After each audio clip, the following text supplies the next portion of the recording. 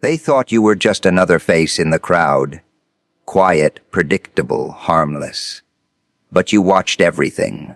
Every word, every move, every weakness. You didn't react. You calculated. You smiled when they underestimated you, nodded when they tried to outplay you, and let them believe they were winning. Cold, precise, unreadable. While they chased attention, you collected information. While they showed emotion, you built control. You didn't need to shout. You didn't need to threaten. Silence became your strategy. People started second, guessing themselves around you, wondering how you already knew their next step before they took it. That's when the room changed. That's when whispers started. Not about what you said, but about what you didn't say. Because the most dangerous person isn't the loudest one. It's the one who understands the game so deeply that even professionals start questioning where you learned to play it so cold. They saw you at the beginning and decided your story before you even spoke.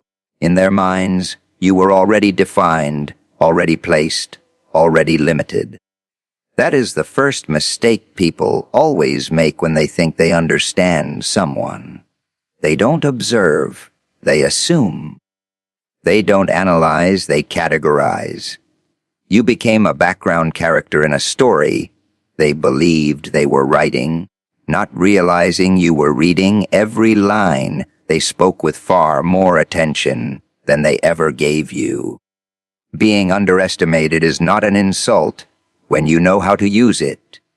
It becomes an advantage that works silently in your favor. While they were busy projecting their expectations onto you, you were studying theirs. Every tone they used, every dismissive glance, every half-finished sentence told you more about them than they ever intended. People expose themselves when they feel comfortable, and they feel comfortable when they believe you are harmless. That false sense of safety becomes their blind spot. You didn't rush to correct them. You didn't try to prove anything. That would have broken the illusion too early. Instead, you let it grow. You allowed them to believe they were ahead, that they had the upper hand, that they could predict your next move. That belief made them careless, and careless people always reveal their structure eventually.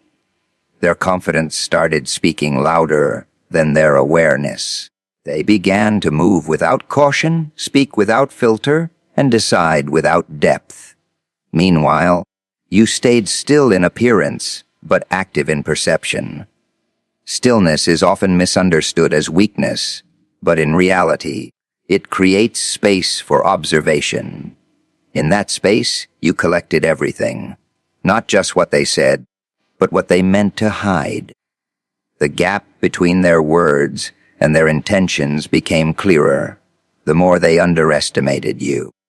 And the more they underestimated you, the more information they unknowingly surrendered. There is a point where being overlooked stops being accidental and becomes intentional on your part. You begin to understand that visibility is not always power. Sometimes invisibility gives you access to places confidence never reaches. When people stop monitoring you, they stop protecting themselves from you. That is when patterns emerge, habits repeat, predictability forms, and predictability is always the first crack in control. They thought they were ahead because you weren't competing for attention. They mistook silence for absence. They mistook calmness for ignorance, but silence was never emptiness. It was observation without interruption.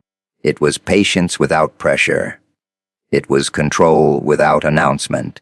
Every moment they ignored you was another moment you understood them more deeply.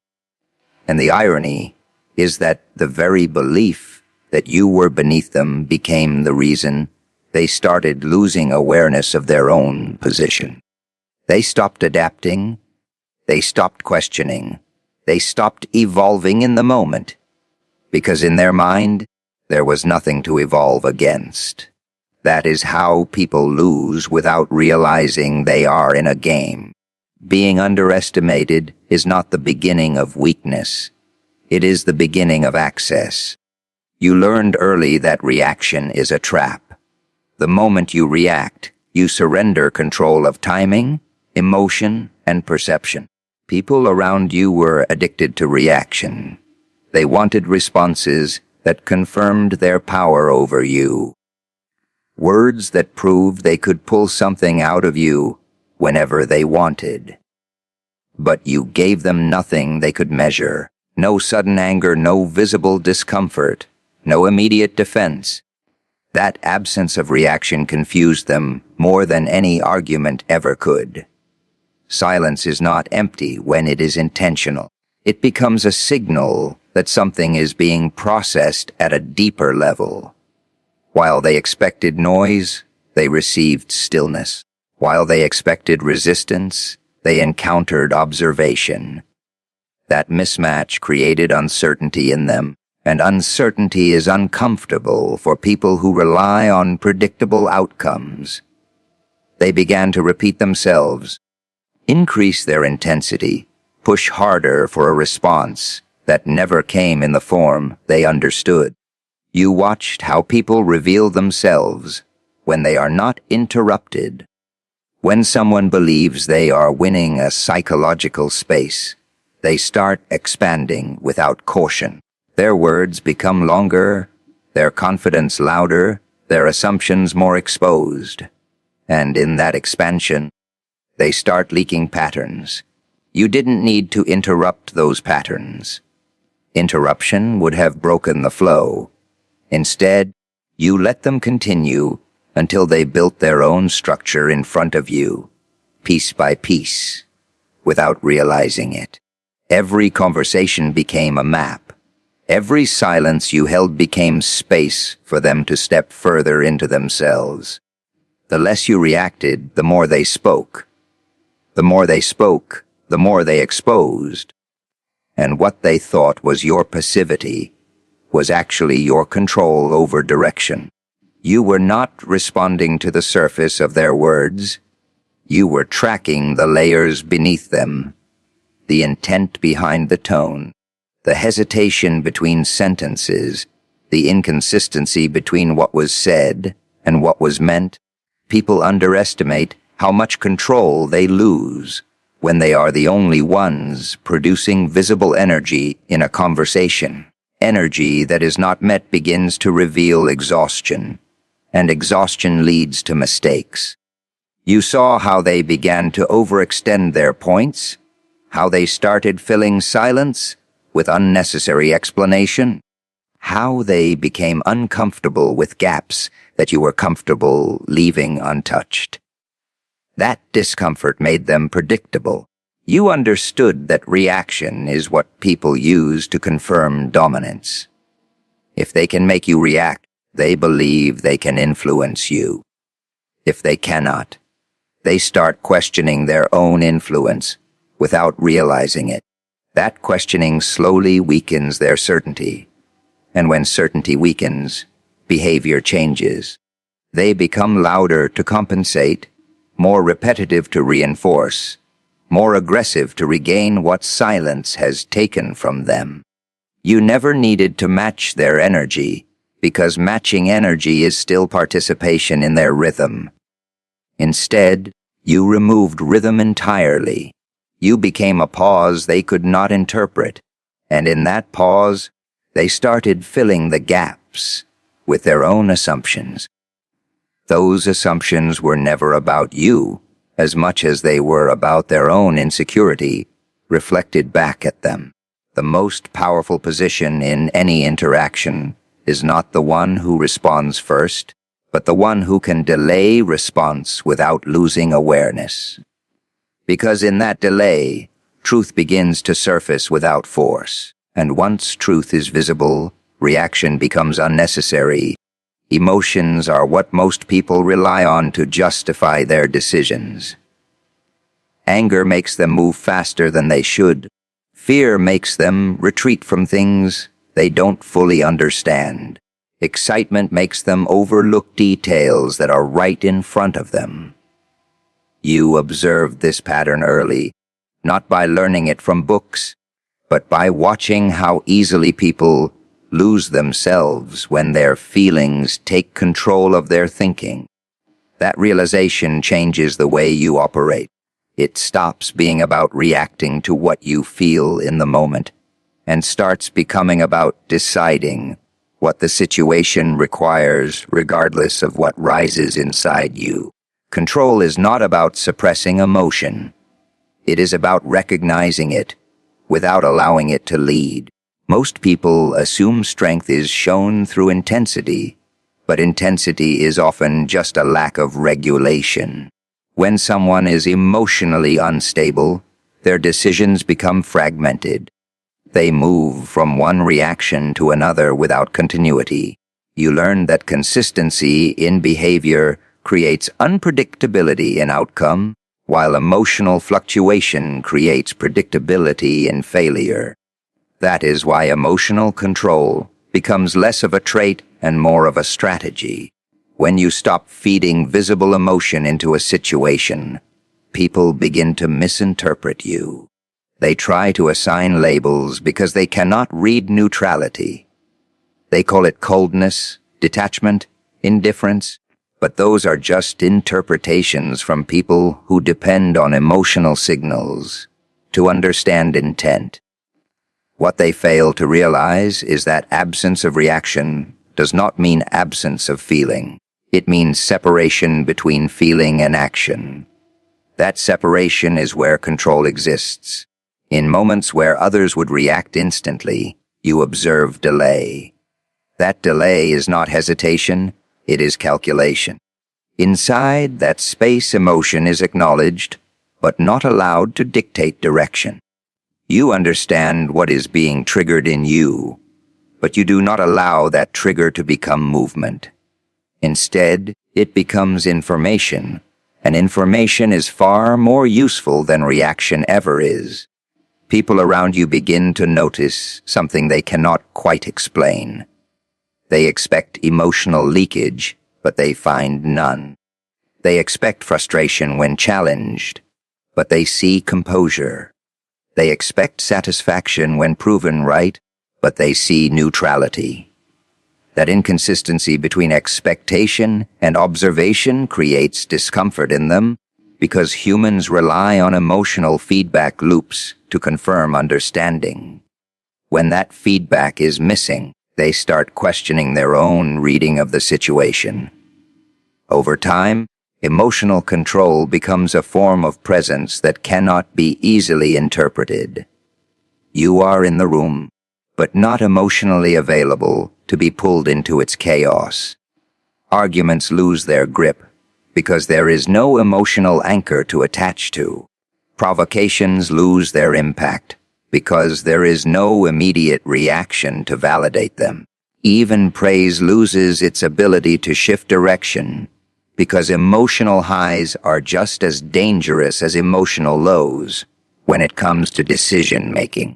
You start noticing that people unintentionally reveal more when they fail to pull emotion out of you. They escalate, repeat, intensify, not realizing they are compensating for the absence of response. And in that escalation, they expose patterns of insecurity, dependence, and expectation. Emotional control does not just protect you from manipulation, it also exposes the structure of those who attempt it. At some point, you realize that the real advantage is not in having fewer emotions, but in having full awareness of them without being controlled by them. You can feel everything without becoming everything you feel. That distinction is what separates reaction from strategy, impulse from decision, chaos from precision. You stopped seeing moments as isolated events and started seeing them as connected outcomes. Every action became part of a chain, every word a potential trigger for something later, Every silence a gap that could either be filled by someone else or used by you. Thinking strategically is not about being smarter than everyone in the room.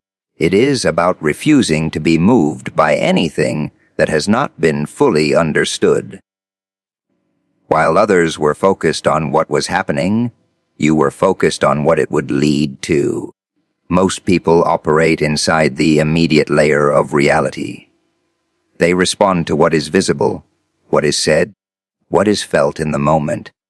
You started operating one layer deeper. You began asking what caused that behavior. What intention sits behind that sentence? What outcome is being quietly shaped through actions that look random on the surface? This shift changes everything because once you stop reacting to the surface loses its power to control you. Every decision became a point of mapping. You didn't just look at what someone did. You looked at the pattern behind what they repeatedly did. Patterns are where truth hides. Anyone can fake a moment, but repeating behavior reveals structure, and structure reveals intent. You started noticing how people behave differently when they think they are winning versus when they think they are losing. That difference became data, not emotion. Strategic thinking also means slowing down where others rush. While people were eager to respond, eager to prove, eager to dominate the moment, you allowed time to stretch. In that stretched time, clarity appears. Because speed often belongs to emotion, but depth belongs to delay. The longer you wait without losing awareness, the more the situation starts to unfold on its own. People begin to fill silence, begin to expose priorities, begin to make decisions that reveal more than they intended. You also learned that not every move needs a visible reaction. Some moves are meant to remain invisible until their effect is unavoidable. The idea of showing intent too early weakens its impact. When people see what you are doing, they prepare against it. But when they only see the result, they have no time to adjust.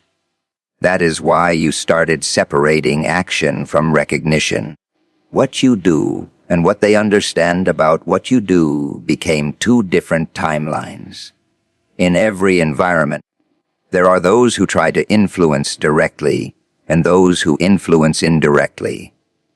Direct influence is loud, immediate, and easily countered. Indirect influence is silent, gradual, and often only recognized after it has already shaped the outcome. You began operating in the second category, not by announcing direction, but by subtly guiding it, not by forcing decisions, but by allowing choices to naturally lean toward what you already understood was inevitable. Strategic thinking also requires emotional distance from outcomes.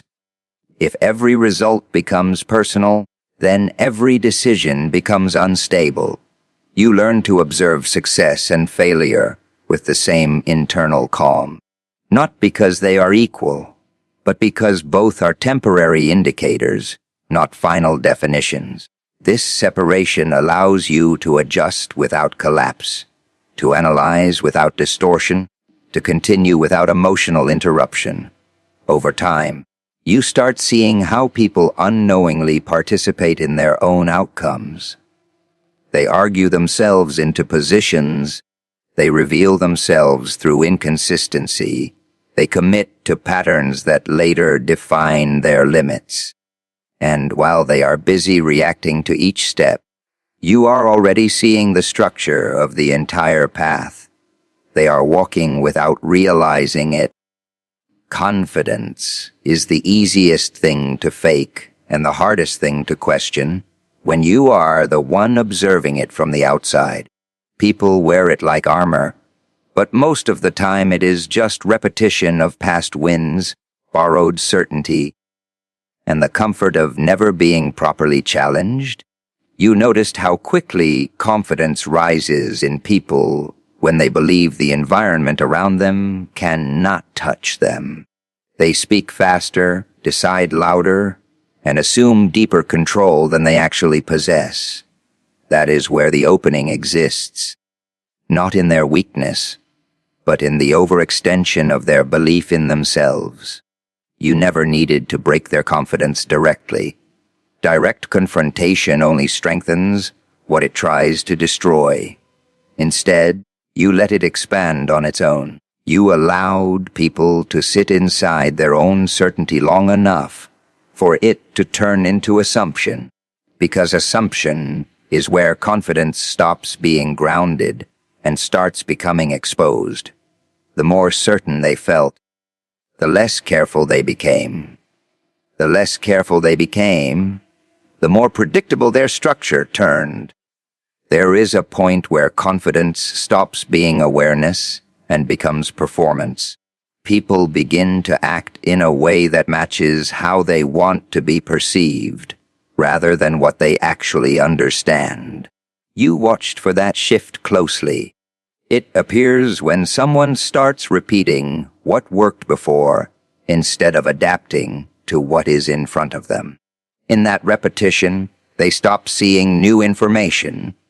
They start filtering reality through memory instead of observation. You didn't challenge their confidence head-on. You positioned yourself where they could express it freely, because confidence reveals itself best when it is untested. When no resistance appears, it grows unchecked, and unchecked confidence starts filling gaps with assumptions. Those assumptions become decisions. Those decisions become patterns, and those patterns eventually expose the structure underneath. People who feel confident often stop listening carefully.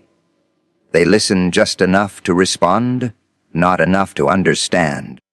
That difference creates space. While they were preparing their next assertion, you were absorbing the inconsistencies inside their current one. Every contradiction they ignored became a point of reference for you.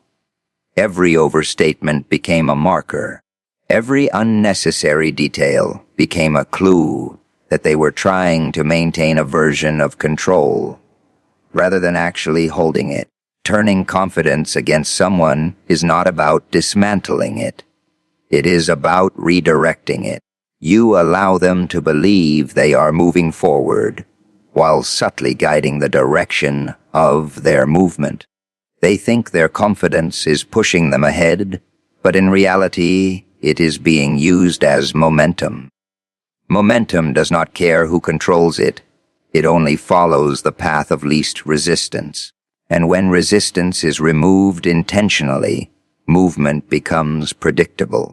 You also observed how confidence makes people underestimate time. They believe they have more control over outcomes than they actually do. This makes them rush conclusions, skip evaluation, and overlook details that do not fit their internal narrative.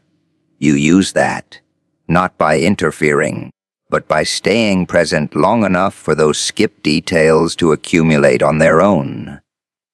Eventually, the gap between what they believed and what was actually happening started widening without them noticing.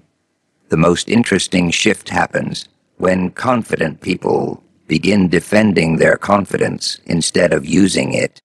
That is when it turns from strength into maintenance. Maintenance requires effort. Effort creates fatigue. Fatigue leads to inconsistency. And inconsistency is where the structure begins to loosen. You didn't need to break anything. You only needed to let them maintain themselves long enough for the strain to become visible under their own weight. At some point, confidence becomes so comfortable that it stops checking for danger. That comfort is what turns awareness off. And when awareness is off, even small miscalculations start stacking. A missed detail here, an overlooked signal there, a repeated assumption that was never re-evaluated. From the outside, nothing looks immediately wrong. but internally the structure is already shifting, just slightly enough to go unnoticed, while it still feels like control is intact, while everything still feels aligned. While the assumption that nothing can disrupt, it continues to grow in the background without interruption. Unpredictability is not about chaos. It is about control over perception. When people cannot map your next move, they start relying on assumptions, and assumptions are always weaker than reality. You learned that the moment someone thinks they have understood your pattern, they begin to relax their guard, and the moment guard drops, awareness follows it down.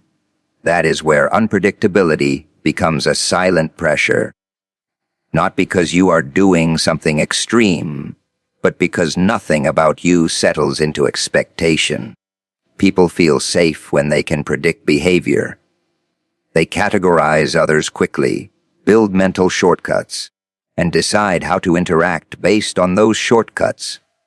Once that system is in place, they stop observing and start assuming continuity. You noticed how fast people create versions of others in their mind, versions that feel stable enough for them to stop questioning.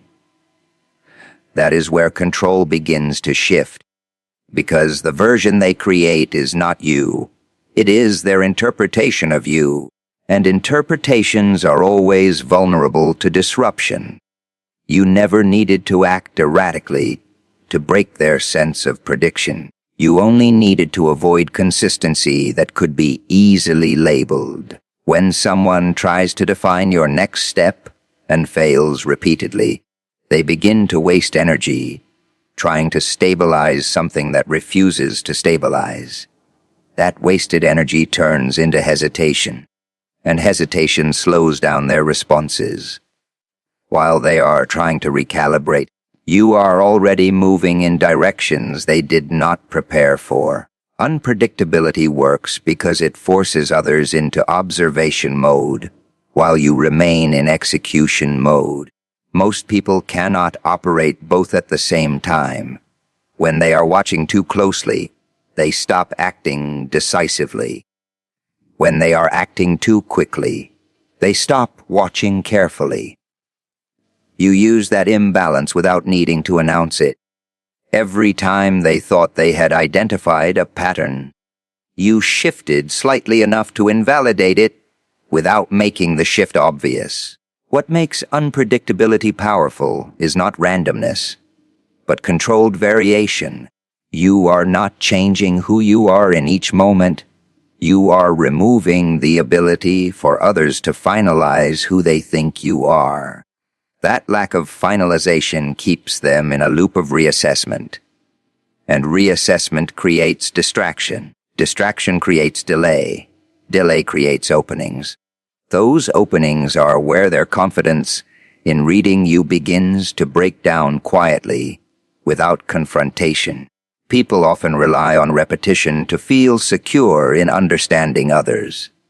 If someone reacts the same way twice, they expect the third time to follow the same pattern. You observe that expectation and refuse to let it solidify, not by contradicting yourself loudly, but by ensuring that no single behavior becomes reliable enough to be used as a reference point. This makes others constantly recalibrate their approach, never fully settling into a strategy that works against you. There is a point where unpredictability becomes psychological pressure, not because you are aggressive, but because you are unreadable. The mind naturally tries to complete incomplete patterns. When it cannot, it starts filling gaps with uncertainty, and uncertainty grows when every attempt at prediction fails quietly. You don't need to respond to that uncertainty. It builds on its own, inside the minds of those trying to measure you. Over time, people begin to hesitate before reacting to you. That hesitation is the first sign that unpredictability has taken root. They start questioning their assumptions before acting on them. They start overthinking simple interactions. And in that overthinking, they lose the natural speed they once had around you. Meanwhile, you are not increasing complexity. You are simply refusing to be simplified. At that stage, unpredictability is no longer something you use occasionally. It becomes the default state others experience around you. They are never fully sure what to expect, not because you are changing constantly, but because you are never fully readable in the first place, and that gap between expectation and certainty is where control quietly shifts without resistance.